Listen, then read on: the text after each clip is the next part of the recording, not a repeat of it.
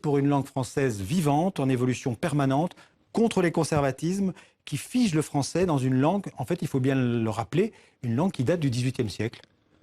Oui, la langue écrite, on pourrait dire qu'elle a peu évolué ou pas Voltaire. beaucoup depuis Voltaire, mais la langue orale, celle qu'on parle, elle a beaucoup changé et il y a une tendance puriste en France qui consiste à la mettre sous verre dans du formol pour qu'elle n'évolue pas.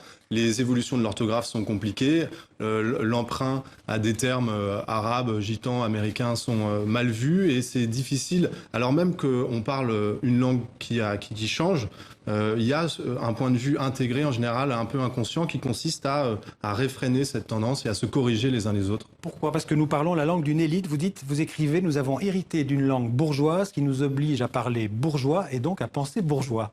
Oui, alors là, je cite Claude Duneton. Vous le faites vôtre, hein? Voilà, exactement. Au début de sa vie d'écrivain, écrivait Par les croquants, où il dénonçait le fait que l'histoire de la langue française s'est faite au détriment des langues régionales, du folklore, de l'alsacien, de l'occitan. Et cette histoire, c'est l'histoire d'une langue royale du XVIIe siècle qui s'est faite à Versailles, au Louvre, au bord de la Loire, et qui a voulu s'ériger comme une langue pure, belle, bienséante, qui évacuait tout le vocabulaire, le soc des charrues, etc., pour en faire une langue de la beauté, de l'équitation, de la joaillerie. Et cette langue, c'est celle de Boileau. Ceux qui se conçoivent bien s'énoncent clairement, et les mots pour le dire arrivent aisément, qui rend hommage à Malherbe et à la pureté. C'est une langue de la pureté. Or, le français s'enrichit d'apports extérieurs qui en font la richesse avec des écrivains merveilleux. Alors,